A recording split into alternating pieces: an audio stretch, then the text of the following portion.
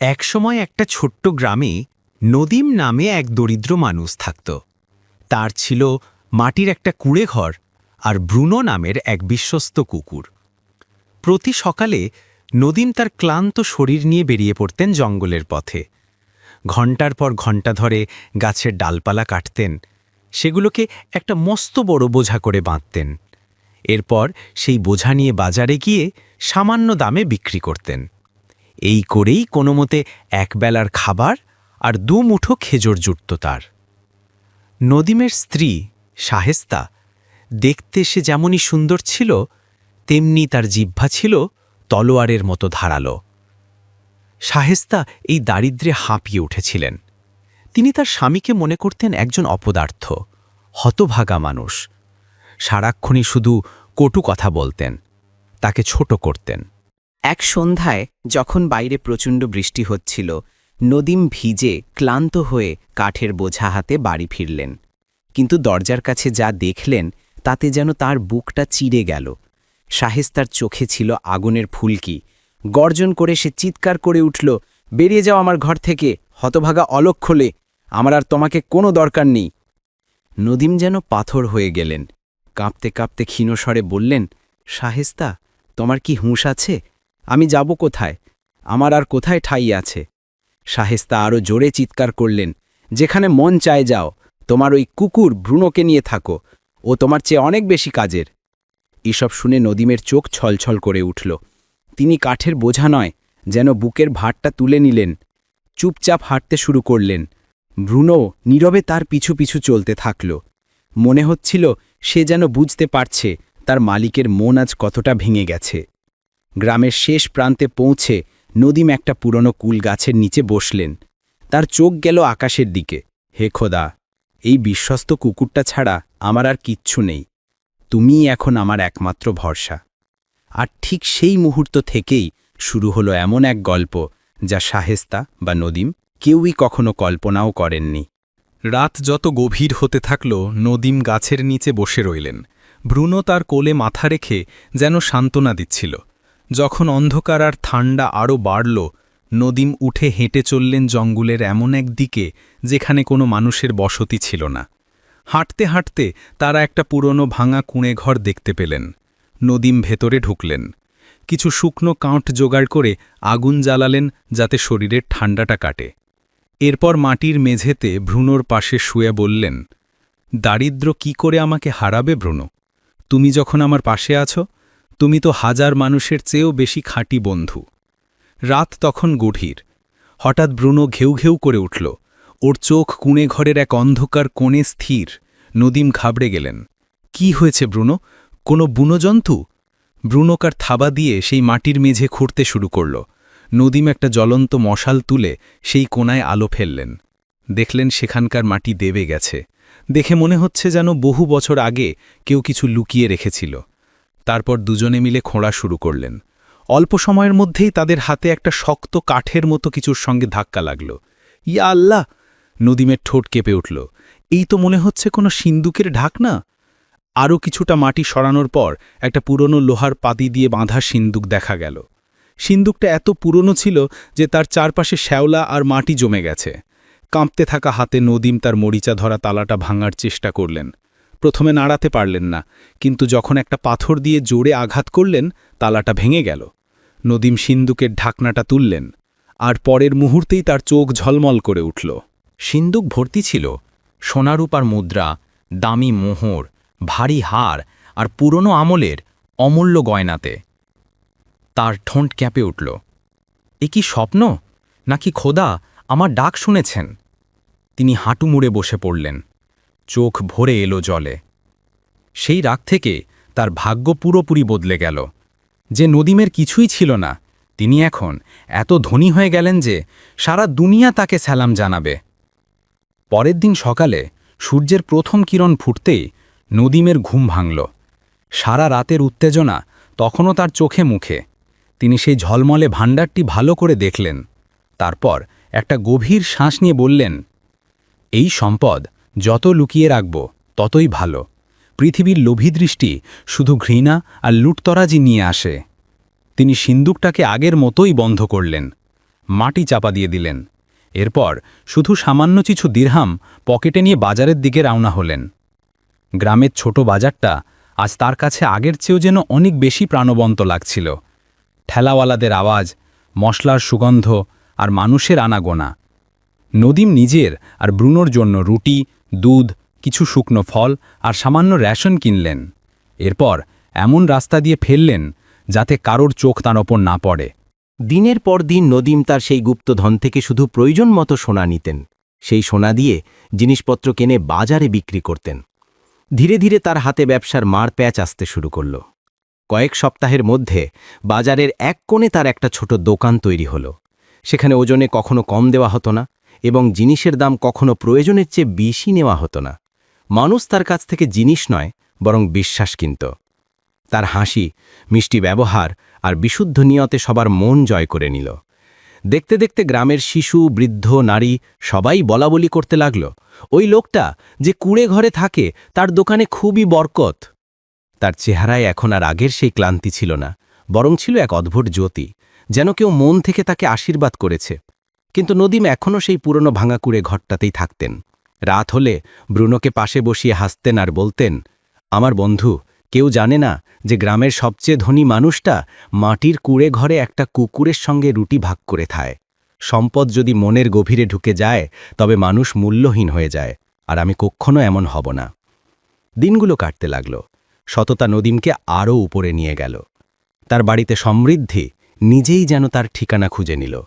কিছু মানুষ তার প্রশংসা করত, কিছু মানুষ হিংসা করত, কিন্তু সবাই তার উন্নতি দেখে অবাক হয়েছিল।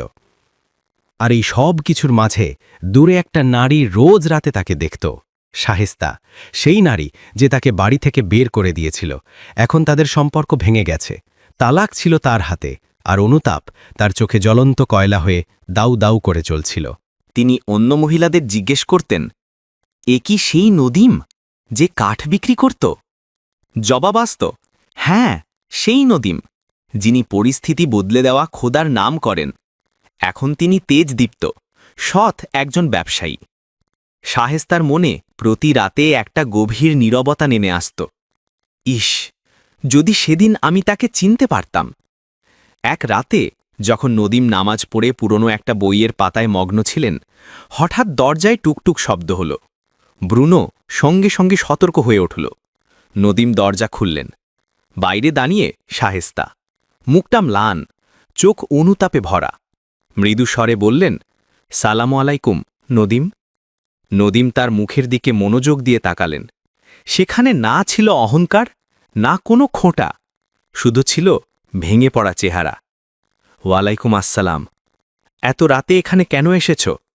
শায়েস্তা কাঁপতে কাঁপতে বললেন, ক্ষমা চাইতে। আমি তোমাকে বুঝতে পারিনি।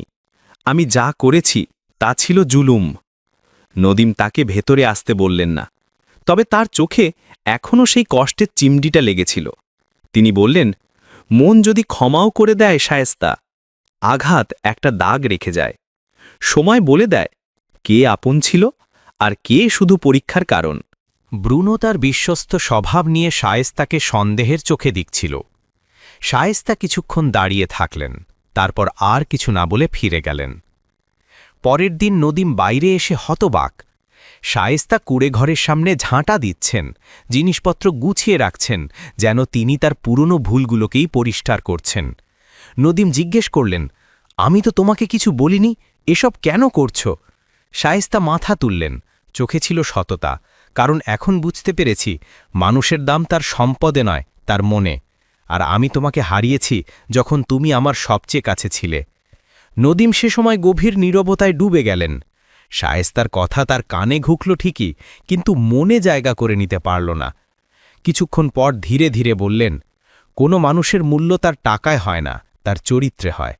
তুমি যদি কাঠ ববার সময় আমার মূল্য বুঝতে পারতে, তবে আমাকে রাতের অন্ধকারে বাড়ি থেকে ঠেলে বের করে দিতে না। শায়েস্তার চোখ জলে ভরে গেল, গলা কেঁপে গেল। আমি অন্ধের মতো সম্পদের পেছনে ছুটেছিলাম, পৃথিবীর চাকচিক্য আমার মনটাকে কঠিন করে দিয়েছিল। আজ আমি আমার সেই ভুলের শাস্তি পাচ্ছি। আমার জন্য কি একটাও সুযোগ নেই? নদীম দীর্ঘক্ষণ তাকে দেখলেন। সেই দৃষ্টিতে ছিল দুঃখ, কিন্তু কোনো অভিযোগ ছিল না। এরপর আর একটাও কথা না বলে তিনি কুঁড়েঘরের ভেতরে চলে গেলেন। দরজাটা ধীরে ধীরে বন্ধ হল। তিনি তার পুরনো মাধুরের উপর বসলেন আর নিজেকে জিজ্ঞেস করলেন, এই নারী কি সত্যি অনুতপ্ত, নাকি ও চোখ এখনও আমার সম্পদের ওপর? তার মনে পড়ল সেই রাতের কথা, যখন তাকে বাড়ি থেকে বের করে দেওয়া হয়েছিল, যখন ব্রুনো ছাড়া তার আর কোনো আশ্রয় ছিল না, কোনো মানুষ ছিল না। ঠিক তখনই ব্রুনো ভেতরে এলো, মুখটা নদিনের উড়ুতে ঠেকালো, যেন বলছে, যে নারী অভাবে কদর করেনি সে এখন টাকার জন্য কদর করতে এসেছে। নদীম তার মাথায় হাত বুলিয়ে দিলেন আর ফিসফিস করে বললেন, আমার ঘরে তারই জায়গা যে আমার অন্ধকারেও আমার পাশে ছিল। শান্ত স্বরে নদীম বললেন, আমাদের দুজনের মধ্যে যে সম্পর্ক ছিল সেটা এখন শেষ। আমি তোমাকে ক্ষমা করে দিয়েছি, কিন্তু ভাঙা জিনিস আবার জোড়া লাগলেও আর আগের মতো থাকে না। শায়েস্তার ঠোঁট কাঁপল, ফিসফিস করে বললেন, যদি যদি আপনি চান আমি একজন দাসীর মতো এখানে থেকে যাই, শুধু আপনার সেবা করার জন্য। নদীম বললেন, না শায়েস্তা, আমি তোমাকে রোজ রোজ দেখে আমার মনকে কষ্ট দিতে চাই না, ভালো হবে তুমি চলে যাও। শায়েস্তা কেঁদে ফেললেন। তার অশ্রু শুধু অনুতাপের ছিল না, এই অশ্রু ছিল সেই ভাগ্যকে পোড়ানোর যা তিনি নিজের হাতে নষ্ট করেছিলেন। দিন গড়াতে থাকল। যে কুঁড়েঘরে একসময় শুধু নদীম আর ব্রুনো থাকতেন, সেটা এখন মানুষের আড্ডাখানায় পরিণত হল। কেউ উপদেশ নিতে আসত, কেউ দোয়া চাইত, কেউ বা দুঃখ ভাগ করে নিত। বাজারে মানুষ বলাবলি করত, নদীম শুধু ব্যবসায়ী নন, তিনি এই গ্রামের তারা। আর এটাই ছিল সত্যি। সততা তাকে সেই আকাশ দিয়েছিল যা অনেকে শুধু স্বপ্নেই দেখেছে। একদিন বাজারে এক ভদ্রলোক এলেন, দামি পোশাক, ঝকঝকে জুতো আর চলার ভঙ্গিতে গৌরব। সালাম, আমি হাজিম মারওয়ান, গভর্নরের ডেপুটি। নদীম মাথা নেড়ে উত্তর দিলেন, সব ঠিক আছে? হাজিম হাসলেন, রাজ্যের আপনার মতো একজন সৎ ও ভালো মানুষের প্রয়োজন। আমরা চাই আপনি গ্রামের পক্ষ থেকে শাসক পরিষদে যোগ দিন। আপনাকে জমি, সৈনিক, চাকর এবং ক্ষমতা দেওয়া হবে। নদীম থমকে গেলেন। তার হাতে একসময় শুধু কুড়াল ছিল, আর আজ তাকে ক্ষমতার প্রস্তাব দেওয়া হচ্ছে। তিনি ধীরে কিন্তু দৃঢ় কণ্ঠে বললেন, আমি সেই মানুষ যে মাটিতে রাত কাটিয়েছে। শাসনের ভার যদি একটুও বেঁকে যায় তবে মানুষ জালিম হয়ে ওঠে। আমি এখন নিজের ওপর পুরোপুরি ভরসা করতে পারি না, তাই আমি এই প্রস্তাব প্রত্যাখ্যান করছি। হাজিম অবাক, দুনিয়া ক্ষমতার পেছনে ছোটে আর আপনি তাকে ফিরিয়ে দিচ্ছেন? নদীম হাসলেন, ক্ষমতার পেছনে যে ছোটে সে প্রায়ই তার মনকে পেছনে ফেলে আসে। যতক্ষণ না আমার মন শক্ত হচ্ছে, আমি কোনো মানুষের ওপর হুকুম চালাব না। হাজিম চলে যাওয়ার পর বাতাস পাল্টে গেল। গ্রামবাসীদের চোখ তীক্ষ্ণ হয়ে উঠল। ফিসফাস শুরু হলো, এ তো সেই লোক যাকে তার স্ত্রী একদিন বের করে দিয়েছিল, যে ভাঙা দরজা দেওয়া কুঁড়ে ঘরে ঘুমাতো। আজ এত ধনী হলো কিভাবে? আর এখান থেকেই শুরু হলো আসল পরীক্ষা। সম্পদ অর্জন করা কঠিন নয়, সম্পদকে মন থেকে দূরে রাখাটাই আসল সাহস। লোভের জাল। বাজারের ভিড়ের মধ্যে ছিল যোদ্ধা, একজন খুব কথা বলা, ধূর্ত এবং ভেতরে ভেতরে হিংসায় ভরা মানুষ। সে তুলা আর মশলার দোকান চালাত। নদীমের বাড়তে থাকা সম্মান আর সম্পদ কাঁটার মতো তার বুকে বিদ্ধ। একদিন সে তার বন্ধুদের বলল, কসম, এই লোকটার ধনী হওয়ার পেছনে নিশ্চয়ই কোনো গণ্ডগোল আছে। আমি নিজেই একদিন রাতে ওকে গ্রামের পশ্চিম প্রান্তে একটা পুরনো দেয়ালের কাছে খুঁড়তে দেখেছি। মানুষের চোখ ছোট হয়ে এলো। সন্দেহের এক ঠান্ডা বাতাস বাজারে ছড়িয়ে পড়ল। যোদ্ধা আগুনে আরও ঘি ঢালল। ও একটা গুপ্তধন পেয়েছে। হ্যাঁ, মাটির নিচে লুকানো গুপ্তধন। তাই তো সে রাতারাতি ধনী হয়ে গেল। কয়েকদিনের মধ্যেই এই গুজব গ্রামের সবচেয়ে ভয়ানক লোক অজিতের কাছে পৌঁছল। অজিত ছিল এক ধূর্ত প্রতারক, যে একসময় ডাকাত ছিল আর এখন নিজেকে গুপ্তচর ব্যবসায়ী বলত। অজিত মনে মনে হাসল, এই গুপ্তধন আমি অন্য কাউকে নিতে দেব না। যদি আমার জীবনও ঝুঁকির মুখে ফেলতে হয়, তবুও এটা আমারই হবে। এক শান্ত কালো রাতে অজিত চুপি চুপি নদীমের কুঁড়ে ঘরের কাছে পৌঁছাল। সে ঝুঁপের আড়ালে লুকিয়ে কুঁড়ে ঘরের ভেতরে উকি দিতে লাগল। ভেতরে নদীম মাদুরে বসে ভ্রূণকে মাংস খাওয়াচ্ছেন আর তার সঙ্গে এমনভাবে কথা বলছেন যেন সে তার সবচেয়ে পুরনো বন্ধু। অজিত দাঁতে দাঁত পিষে বলল, এই লোক তো বুদ্ধি দিয়ে রোজগার করেনি, ভাগ্যেই কিছু বড় জিনিস পেয়েছে। আমি এই গুপ্তধন খুঁজে বের করবই, দরকার হলে আমার নখ দিয়ে মাটি খুঁড়ব। সত্যের জয়। পরের দিন অজিত তার লোকদের ব্যবসার অজুহাতে নদীমের কাছে পাঠাল। তারা সব দেখল, সব শুনল, কিন্তু নদীমের সরলতা আর হাসি তাদের কোনো রহস্যই জানতে দিল না। নদীম তাদের ধারণার চেয়ে অনেক বেশি বুদ্ধিমান ছিলেন। সন্দেহ আরও বাড়ল। তখন অজিত নতুন চাল চালল। সে কাসিম নামে এক লোককে নদীমের কাছে বন্ধুত্বের ভান করে পাঠাল। কাসিম দাবি করল যে সে একজন বড় বিনিয়োগকারী এবং নতুন বাজার তৈরি করতে চায়। নদীমের খ্যাতি আর সততার প্রশংসা করে সে বলল, আমরা চাই এই প্রজেক্টে আপনিও আমাদের সমান অংশীদার হন। কুঁয়োর পাশে জমি কিনে আমরা একটা বড় বাজার তৈরি করব। কুঁয়ে ঘরের বাইরে নিম গাছের ছায়ায় বসে সে এসব কথা বলছিল, আর সামনে ব্রুনো কাসিমকে সন্দেহের চোখে দেখছিল। নদীম ভ্রুং কুচকালেন। তোমার আসল সঙ্গী কে, আর আমার কাছে আসার আসল উদ্দেশ্যটা কি? কাসিম তাড়াহুড়ো করে বলল, আমি সৎ এবং এই চুক্তি সবার সামনে লিখিত হবে। কিন্তু নদীম সেই লোক ছিলেন না যিনি মিষ্টি কথায় বিশ্বাস করেন। তিনি শান্ত সুরে বললেন, যদি তুমি সৎ হও তবে ছায়ায় কেন এসেছ? চলো আমরা আলোতে বসি, মসজিদে, সবার সামনে, সাক্ষীদের সঙ্গে। সেখানেই আমরা লেখালেখি করব।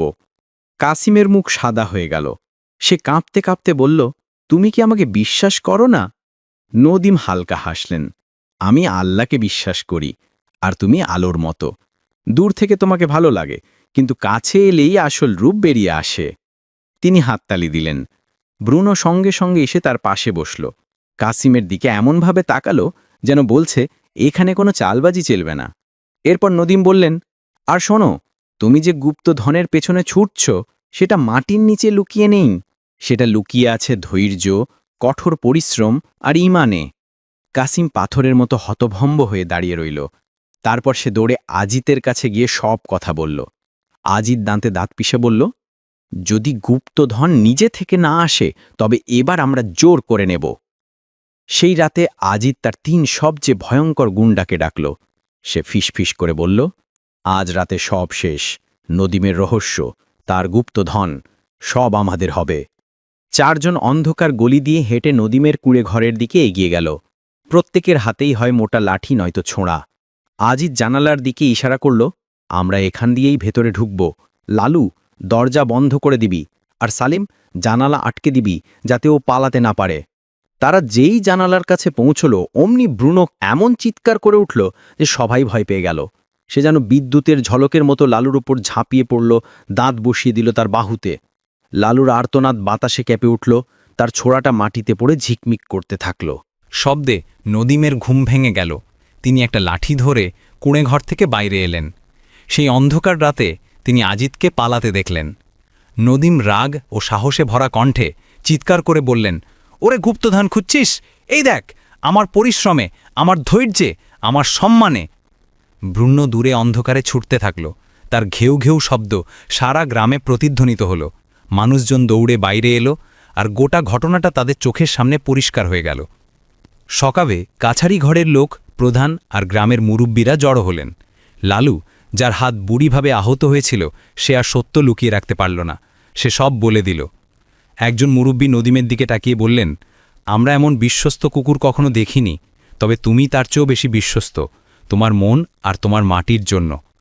আরেকজন বললেন, তুমি গুপ্তধন মাটি থেকে নয়, নিজের পরিশ্রম দিয়ে বের করেছ। এখন তোমার গল্প মানুষ তাদের সন্তানদের শোনাবে। এরপর প্রধান উঁচু গলায় ঘোষণা করলেন, আজিতকে গ্রাম থেকে তাড়িয়ে দেওয়া হোক, আর যে জমির ওপর সে নজর রেখেছিল সেই জমি নদীমকে উপহার হিসেবে দেওয়া হবে। এই রায় রেকর্ড করা হবে। সেই একটা দিনে নদীম জমি জিতলেন, গ্রামবাসীদের বিশ্বাস জিতলেন, আর তাদের মনও জিতলেন। আর ব্রুনো, সে এখন শুধু একটা কুকুর নয়, বিশ্বস্ততার একটা উদাহরণ হয়ে উঠল। নদীম তার পাওয়া জমির এক কোণে একটা ছোট্ট বাজার বসালেন। তার রোজগার বাড়তে থাকল, আর তার নাম বহু দূর পর্যন্ত ছড়িয়ে পড়ল। এক সকালে ধীরে ধীরে পা ফেলে তার প্রাক্তন স্ত্রী শাহেস্তা ফিরে এলেন।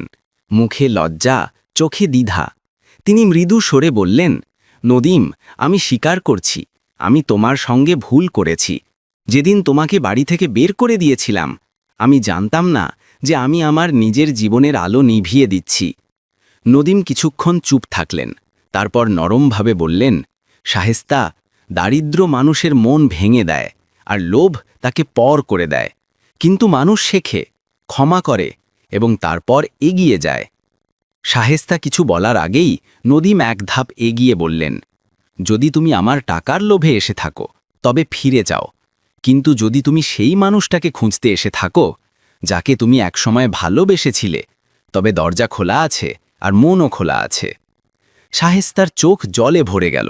তিনি মাথা ঝুঁকিয়ে বললেন, কসম, আমি সেই নদীমের জন্যই এসেছি যার মূল্য আমি বুঝতে পারিনি। তুমি আমাকে শিখিয়েছ মানুষের দাম তার পোশাকে নয়, তার মনের গভীরে।